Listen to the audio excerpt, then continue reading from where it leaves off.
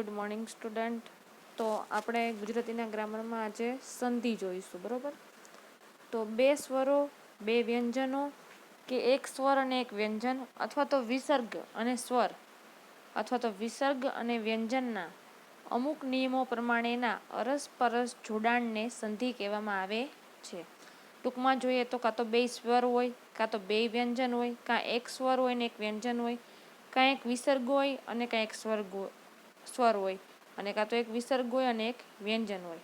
તો આમાં અમુક નિયમ પ્રમાણે અરસપરસ જે શબ્દનું જોડાણ થાય, ભેગા થાય, એને આપણે સંધિ કહીએ છીએ. હવે સંધિના પ્રકાર જોઈએ તો સંધિના ત્રણ પ્રકાર છે. પહેલું છે સ્વર સંધિ, બીજું છે વ્યંજન સંધિ અને ત્રીજું છે વિસર્ગ સંધિ.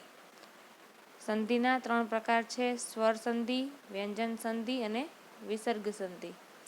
હવે સ્વર સંધિ કોને કહેવાય? તો કે જ્યારે એક શબ્દને છેડે સ્વર હોય અને તે પછીના બીજા શબ્દની શરૂઆત થતી હોય ત્યાં પણ સ્વર હોય, તો બંને સ્વર મળી નવો જ સ્વર ઉત્પન્ન કરે છે. આ રીતે થતા સ્વરોના જોડાણને સ્વર સંધિ કહેવાય છે. હવે શોર્ટમાં આપણે જોઈએ તો જ્યારે એક શબ્દ હોય, બરાબર, સંધિ કરીએ એટલે પ્લસની નિશાની આવે, બરાબર, આગળના એક શબ્દ આવે, એક પાછળનો શબ્દ આવે. તો જ્યારે એક શબ્દને છેડે સ્વર હોય અને બીજો જે શબ્દ શરૂ થતો હોય ત્યાં પણ શરૂઆતમાં સ્વર હોય, અને આ બંને સ્વર ભેગા મળીને નવો સ્વર બનાવે છે, ત્યારે આ સંધિને સ્વર સંધિ કહેવાય છે.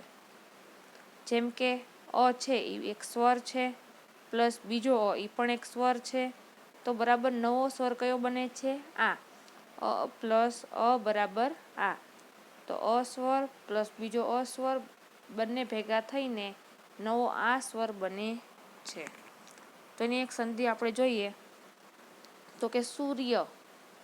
સૂર્ય પહેલો શબ્દ છે, બરાબર, તો છેલ્લે શું છે? ય, સૂર્ય, બરાબર, પ્લસ અસ્ત. તો સૂર્ય ઉપર રેફ છે એટલે અહીંયા સ્વર છે. ઈ સ્વર પ્લસ અ બંને થઈને શું બને છે? આ. તો સૂર્યાસ્ત. સૂર્યની બદલે સૂર્યાસ્ત થઈ જાય છે, બરાબર. એવી જ રીતે બીજું સ્વ પ્લસ આધીન. તો સ્વ છે એ આ સાથે જોડાઈને સ્વાધીન. તો આ કઈ રીતે ખબર પડે? તો કે અ પ્લસ અ. વ છે, આખો વ હોય, કોઈ પણ વ્યંજન હોય, કોઈ પણ વ્યંજન કથી લઈને ન સુધીનો, એ કોઈ જ્યારે ખોડો હોય, ખોડો એટલે કે અડધો, ત્યારે એમાં અ હોતો નથી, મતલબ કે કોઈ પણ પ્રકારના સ્વર હોતા નથી. પણ જ્યારે કોઈ પણ વ્યંજન પૂરી રીતે લખાય તો વ પ્લસ અ બરાબર આખો અ બને છે. જેમ કે વ અડધો પ્લસ અ બરાબર આખો વ બને છે. તો સ્વ પ્લસ આધીન એટલે સ્વાધીન. તો આ રીતે અ પ્લસ અ સ્વર મળવાથી આ બને છે, એટલે સ્વાધીન આવ્યું. સમજાઈ ગયું? હવે એનો બીજો નિયમ છે. પેલો નિયમ શું હતો? તો કે અ પ્લસ અ બરાબર આ. બીજો નિયમ છે અ પ્લસ આ બરાબર આ. અ અને અ હોય, પ્લસની નિશાની પહેલાં અ હોય, પ્લસની નિશાની પછી તરત જ અ હોય, તો આ બને છે. પ્લસની નિશાની પહેલાં અ હોય અને પ્લસની નિશાની પછી આ હોય, તો પણ શું બને? આ.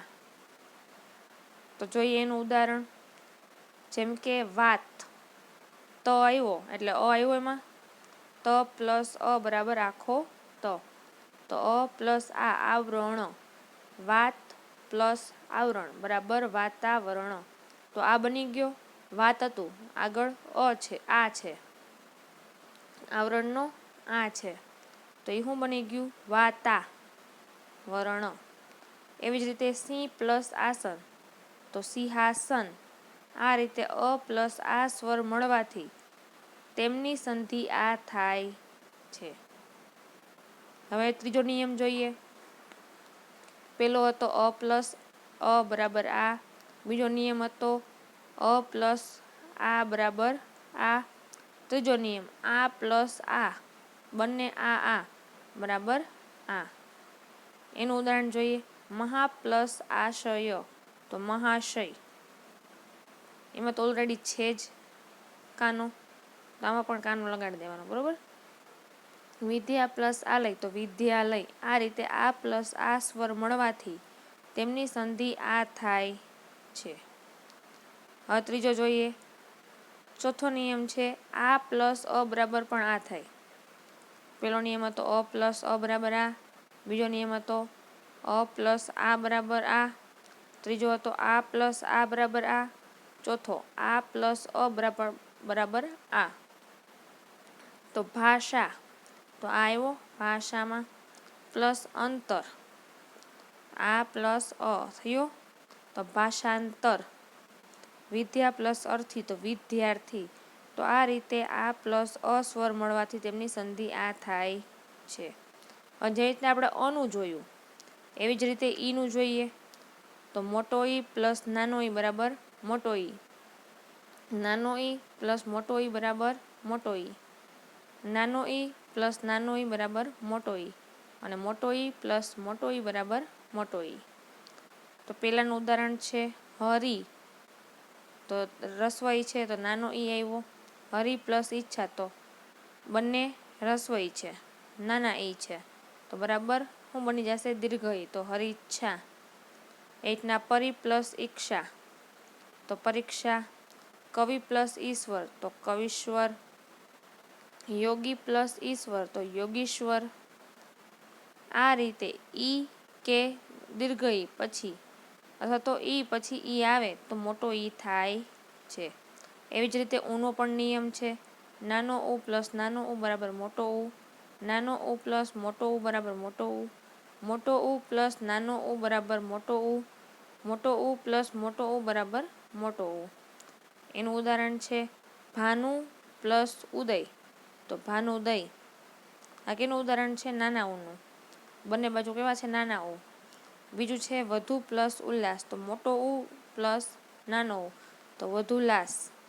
આ રીતે ઉ પ્લસ મોટો ઉ કે નાનો ઉ આવે તો મોટો ઉ થાય છે. હવે જોઈએ અ પ્લસ ઈ. અ એની યાર નાનો ઈ જોડાય તો શું બને છે એ. એવી જ રીતે અ પ્લસ મોટો ઈ ભળે તો પણ એ બને. પછી અ પ્લસ નાનો ઈ બને તો પણ એ બને. અને આ પ્લસ નાનો ઈ બને તો પણ એ બને. જેમ કે ઈશ્વર પ્લસ ઈચ્છા તો ઈશ્વરછા. રામ પ્લસ ઈશ્વર તો રામેશ્વર. મહાવશ ઈશ તો મહેશ. મહા પ્લસ ઇન્દ્ર તો મહેન્દ્ર. આ રીતે અ પ્લસ આ પછી ઈ કે ઈ આવે તો એ થાય છે. હવે જોઈએ અ પ્લસ ઉ બરાબર ઓ. આ પ્લસ ઉ બરાબર ઓ. અ પ્લસ ઉ બરાબર ઓ. આ પ્લસ ઉ બરાબર ઓ. એનું ઉદાહરણ છે સૂર્ય પ્લસ ઉદય તો સૂર્યોદય. ગંગા પ્લસ ઉદિયા તો ગંગોદય. નવ પ્લસ ઉઢા તો નવોઢા. તો આ જ રીતે અ પ્લસ આ પછી ઉ કે ઉ આવે તો ઓ થાય છે. હવે અ પ્લસ રૂ બરાબર અર બને છે. ર કેવો છે ખોડો અડધો. આ પ્લસ રૂ હોય તો પણ અર બને છે. જેમ કે દેવ ઋષિ તો દેવર્ષિ. મહા પ્લસ ઋષિ તો મહર્ષિ. રની રેફ લાગે છે બરાબર. ર લખવામાં આવતો નથી. આ રીતે અ કે આ પછી રૂ આવે તો રૂનો અર થાય છે અને તેની પહેલાંનો સ્વર ઉડી જાય છે. અ પ્લસ એ બરાબર ઐ. અ પ્લસ ઐ બરાબર ઐ. અ પ્લસ એના ઉદાહરણ જોઈએ તો એક પ્લસ એક બરાબર એક. પરમ વત્તા ઐશ્વર્ય તો પરમેશ્વર્ય. ગંગા પ્લસ એકતા ગંગેકતા. મહા વત્તા ઐશ્વર્ય તો મહેશ્વર્ય. હવે જોઈએ અ પ્લસ ઓ બરાબર ઔ. આ પ્લસ ઓ બરાબર ઔ. અ પ્લસ ઓ બરાબર ઔ. આ પ્લસ ઓ બરાબર ઔ. પરમ વત્તા ઓત તો પરમોધ. ગંગા પ્લસ ઓત તો ગંગોત. આ રીતે પછી ઓ કે ઓ આવે તો એનો ઔ થાય છે. હવે આપણે સ્વર સંધિ જોઈ લીધી. હવે જોઈએ વ્યંજન સંધિ. તો સમ મ અડધો છે જો ખોડો તો સમ પ્લસ ગમ તો સંગમ. અડધો મ છે એનું શું કરવામાં આવ્યું, બિંદી કરવામાં આવી ઉપર, અને ગ આખો અને મ પછી કોઈ પણ વ્યંજન આવે તો મનો અનુસ્વાર થાય છે. સમ વત્તા આચાર તો સમાચાર. મ પછી સ્વર આવતો હોય, જો સમ પ્લસ ગમ તો ગ છે એ વ્યંજનમાં આવે, તો વ્યંજન આવતું હોય તો આગળના અડધા ખોડો શબ્દ હોય એની બિંદી લાગી જાય છે. જ્યારે સ્વર આવતો હોય પ્લસની સાથે સમ આચારમાં, સમ પ્લસ આચારમાં, તો આ છે એ એક સ્વર છે. તો મ પછી સ્વર આવે તો આ રીતે ઓ કે ઓ આવે, સોરી સમ વત્તા આચારમાં, તો મ પછી સ્વર આવતો હોય તો બંને શું થઈ જાય છે, મળી જાય છે, ભેગા થઈ જાય છે. તો સમાચાર. સમ પ્લસ વાદ તો સંવાદ. જો મ પછી વ આવ્યો, વ છે એ વ્યંજન છે એટલા માટે શું લાગશે, મની અનુસ્વાર લાગી જશે, સંવાદ. વાક પ્લસ પતિ તો વાક પિત્ત. શા માટે, તો કે પહેલા અને બીજા શબ્દમાં અઘોષ વ્યંજન આવે છે તો આ બંને જોડાઈ જાય છે. સત પ્લસ આચાર તો સદાચાર. હંમેશા તનો દ થાય છે, તો અડધો છે તો તનો શું થઈ જાય છે, દ. તો સત વત્તા આચાર એટલે સદાચાર. ઉદ વત્તા લાશ તો ઉલ્લાસ. મ પછી કોઈ પણ વર્ગીય વ્યંજન આવે તો મનો અનુસ્વાર લાગે છે. અધ વત્તા શેર તો અર્થછેદ. દંત્ય ચ અને સનો છ થાય છે. દંત્ય કોઈ પણ શબ્દ હોય ત થ દ ધ તો એનો ચ અને સનો શું થઈ જાય છે, છ થાય છે. આગળ ધ છે એ દંત્ય આવ્યું, એની વાહે શ છે અથવા તો ચ આવતો હોય તો એનું શું થઈ જાય છે, છ. જગત વત્તા ઈશ તો જગદીશ. વર્ગવાર ત્રીજો અક્ષર આવે તેથી ત વર્ગનો દ અહીં આવે છે. હવે નિયમ છે, જો વર્ગવાર આપણે જોઈએ બરોબર, તો ત છે એન પછીનો ત થ દ, ત્રીજો વર્ણ કયો આવે, દ. તો અહીંયા ત્રીજો વર્ણ લાગી જાય છે. તદ પ્લસ લીન તો તલ્લીન. ત વર્ગના કોઈ પણ વ્યંજન પછી લ આવતો હોય તો વ્યંજનનો લ થાય છે. હવે આપણે સ્વર સંધિ જોઈ, વ્યંજન સંધિ જોઈ. હવે ત્રીજી છે વિસર્ગ સંધિ. હવે વિસર્ગ સંધિમાં જોઈએ તો નિહ પ્લસ આધાર તો નિરાધાર, બરોબર. તપસ વત્તા ધન તો તપોધન. નિહ વત્તા ઉપાય તો નિરૂપાય, વિસર્ગનો ર થઈ ગયો છે. રજસ વત્તા ગુણ તો રજોગુણ. તમસ વત્તા ગુણ તો તમો ગુણ. સનો ઉ થાય તે પૂર્વના અ સાથે મળે ત્યારે સ્વરને બદલે પાછળના સ્વરનો ગુણાદેશ ઓ થઈ જાય છે. ની પ્લસ ચલ તો નિશ્ચલ. વિસર્ગ પછી ચનો શ થાય છે. ની વત્તા રસ તો નિર અથવા તો ની ર પ્લસ રસ તો ની રસ, દીર્ઘ ની આવી જશે. નિહ વત્તા તેજ તો નિસ્તેજ. વિસર્ગ પછી તનો સ થઈ જાય છે. ની પ્લસ રોગ તો નીર પ્લસ રોગ તો નિરોગ. ર પછીના ર આવે તો બેમાંથી એક ર ઉડી જાય અને પહેલાનો રસ્વ સ્વર હોય એ દીર્ઘ થઈ જાય છે.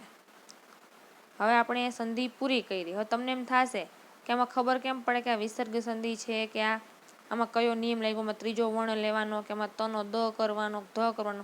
તો આ ઓલરેડી એક નિયમ આપેલા છે, જેમ મેથ્સમાં તમને ફોર્મ્યુલા આપ્યા હોય એવી રીતના ગુજરાતીમાં પણ તમને ગ્રામરમાં શું આપ્યા હોય, ગ્રામરના અમુક નિયમો આપ્યા હોય.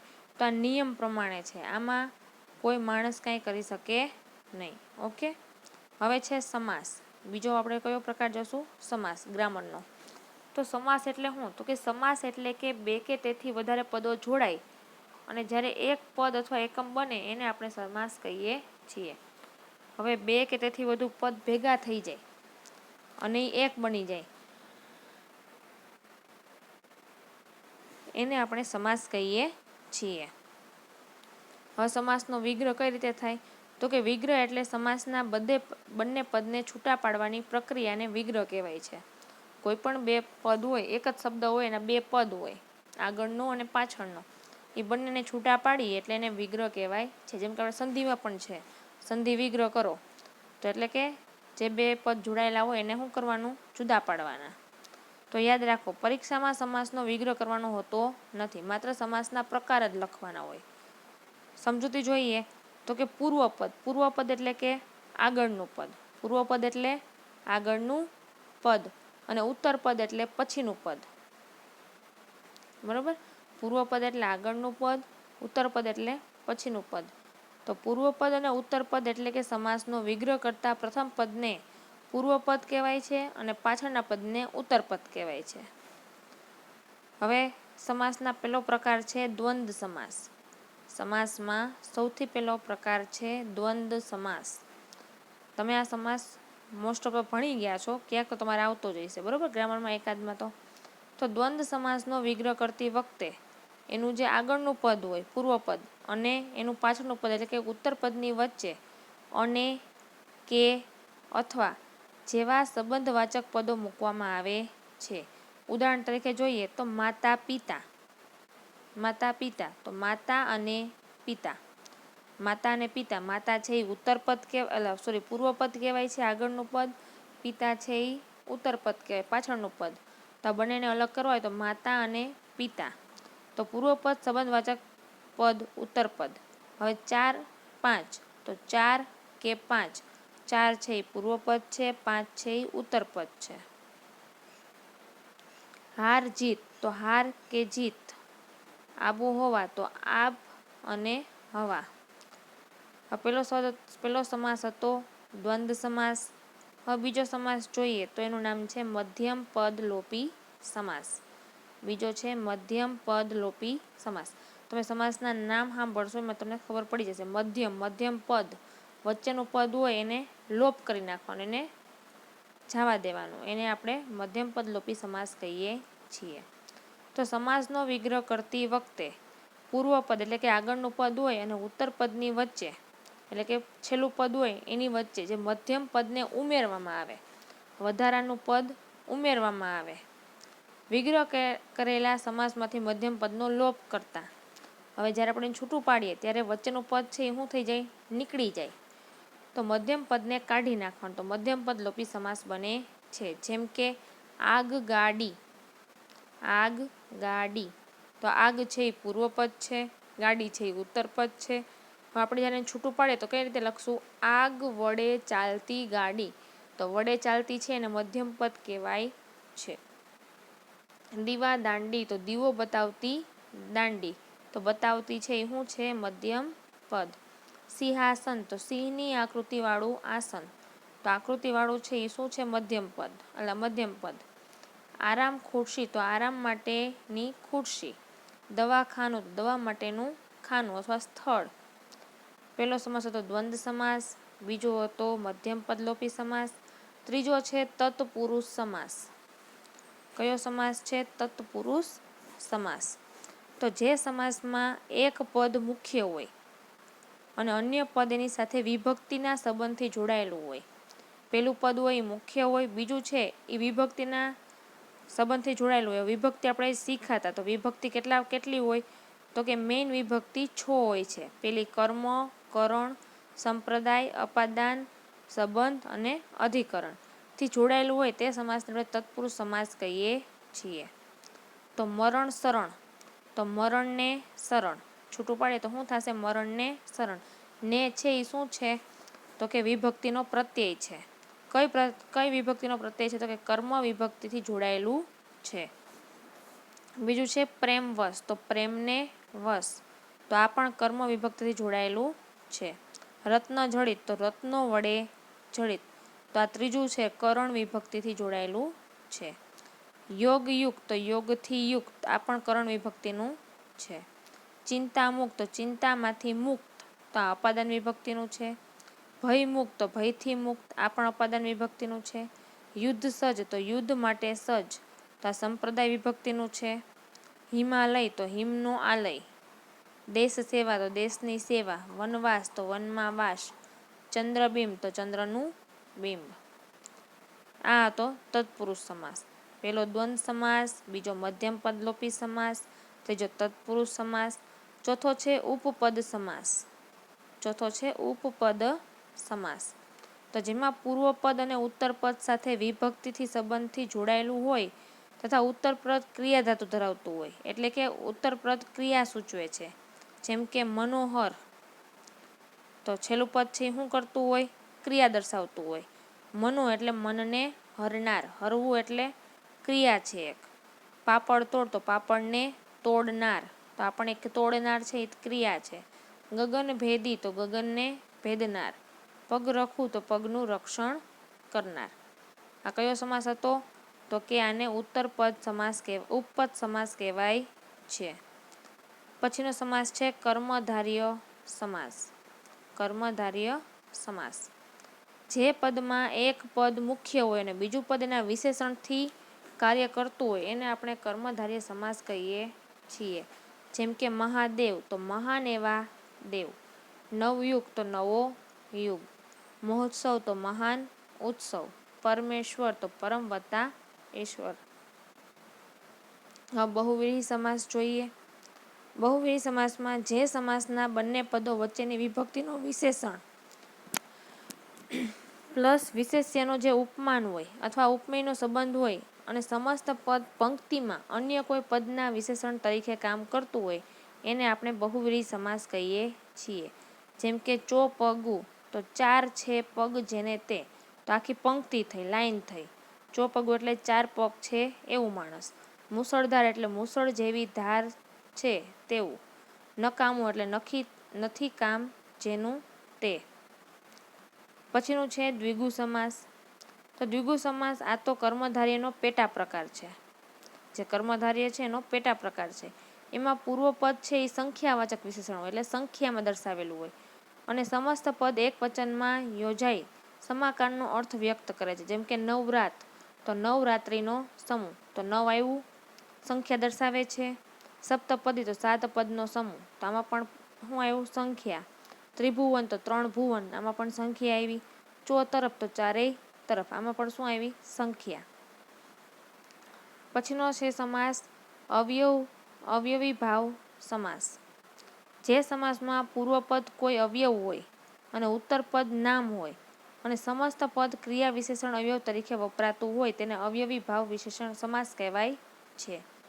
તે પદ અન્ય પદ પ્રધાન સમાસ પણ છે. જેમ કે યથાશક્તિ તો શક્તિ પ્રમાણે, પ્રતિદિન તો પ્રત્યેક દિન, આ જન્મ તો જન્મથી માંડીને, દર વખત તો દરેક વખત.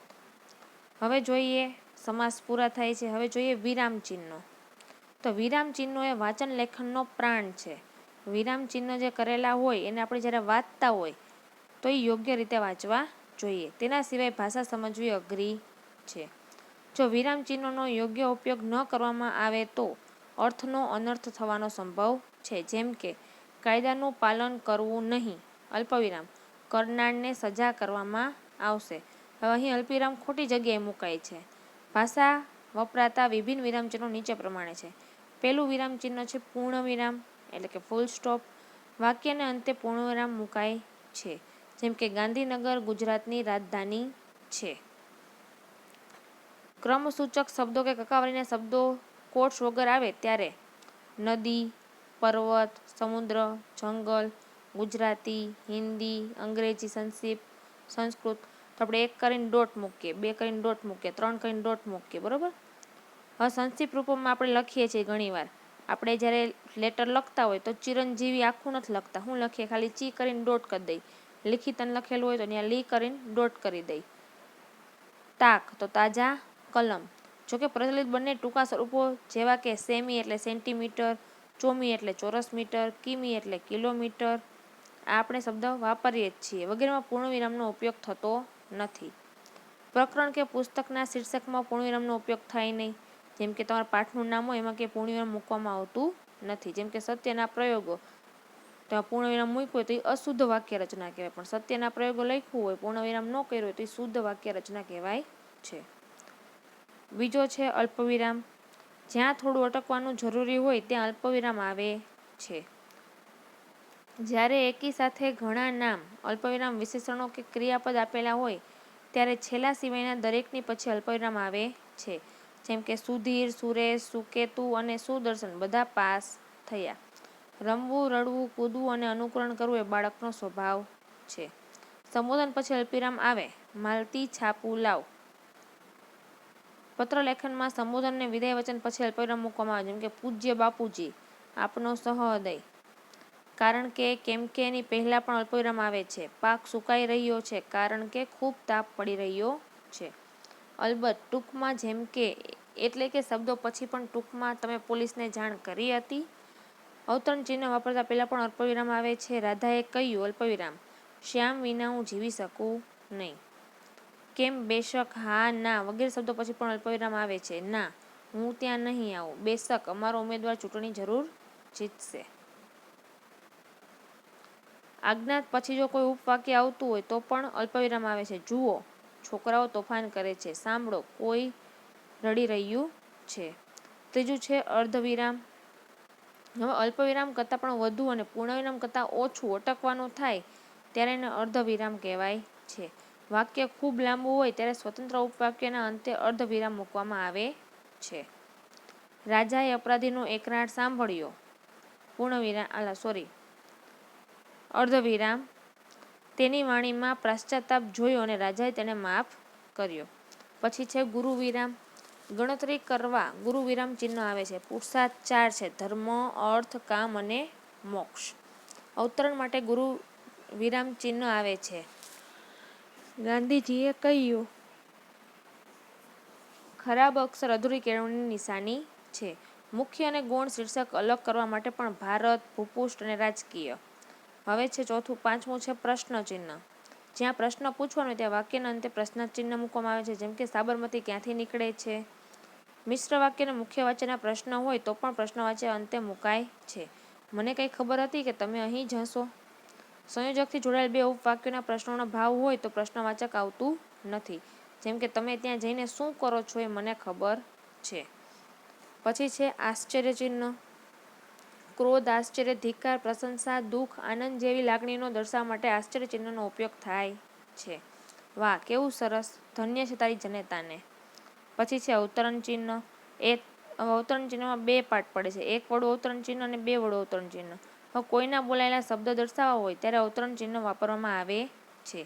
જેમ કે ગાંધીજીએ કહ્યું, સત્યનો સદા જય થાય છે, તો ડબલ અવતરણ ચિહ્ન આવે.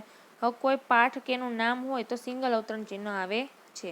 પુસ્તકનું, પ્રકરણનું, ગ્રંથ નામ કે શબ્દો પર ભાર મૂકવામાં અવતરણ ચિહ્ન વપરાય છે. જેમ કે ગ્રામ્ય માતા એક ખંડ કાવ્ય છે. એક વડું અવતરણ ચિહ્ન કે બે વડું અવતરણ ચિહ્ન વાપરવું એ સંબંધી કોઈ ચોક્કસ નિયમ તો નથી, પરંતુ બધી જગ્યાએ કાં તો એક વડું હોય કાં તો બે વડું અવતરણ ચિહ્નનો ઉપયોગ કરવો જોઈએ. લઘુરેખા તો કે સામાસિક શબ્દો જ્યારે સરખા શબ્દ હોય એના ઘટકો અલગ કરવાના હોય ત્યારે લઘુરેખા વપરાય છે. જેમ કે રાજા પ્રધાન, ઉચ્ચ નીચ, સુખ દુઃખ. પછી છે ગુરુરેખા. તો વાક્યમાં સ્પષ્ટતા કે ઉમેરણ કરવા ગુરુરેખામાં આવે છે. ગુરુરેખા એટલે કે વાક્યમાં સ્પષ્ટતા કે ઉમેરણ કરવા ગુરુરેખા લખવામાં આવે છે. રાકેશભાઈ, આપણા ગણિત શિક્ષક આજે આવવાના નથી. પછી છે લોપ ચિહ્ન. તો લોપ ચિહ્ન અલ્પવિરામ જેવું જ હોય છે. અલ્પવિરામ શબ્દ પછી નીચેના ભાગમાં લખાય છે. લોપ ચિહ્ન શબ્દ કે આંકડાની પહેલા ઉપરના ભાગમાં લખાય છે. જ્યારે શબ્દમાં કોઈપણ અક્ષરનો લોપ થયો હોય એટલે કે વયો ગયો હોય ત્યારે આ ચિહ્ન વાપરવામાં આવે છે. જેમ કે હરેશ ધ્યાનથી ભણતો ન હતો. આખા લખણ બદલે ન તો. તેનો મિનિંગ શું થાય? ન હતો. અને પછી છે કાક પદ ચિહ્ન. તો લેખનમાં કંઈ રહી ગયેલું ઉમેરવા આપણે કાક પદ ચિહ્ન. આપણે કંઈ લખતા હોય અને વચ્ચે આપણે કોઈ મેઇન શબ્દ ભૂલી ગયો તો કાક ચિહ્ન કરીને ઉપર લખી નાખીએ તેનો મિનિંગ કે અહીંયા લખવામાં આવે છે. અને કાક પગ ઘોડી પણ કહેવાય છે. જેમ કે પ્રેમમાં અને યુદ્ધમાં બધુંય ચાલે. તો અહીંયા આપણા આજે ગ્રામરના પોઈન્ટ થોડાક પૂરા થાય છે. જેમ કે સમાસ શીખા, સંધિ શીખા અને વિરામ ચિહ્નો શીખા. આમાં કાંઈ ન સમજાણું હોય તો પૂછી શકો છો. કાંઈ લખવાનું નથી, ખાલી સમજવા માટે છે. Okay, thank you.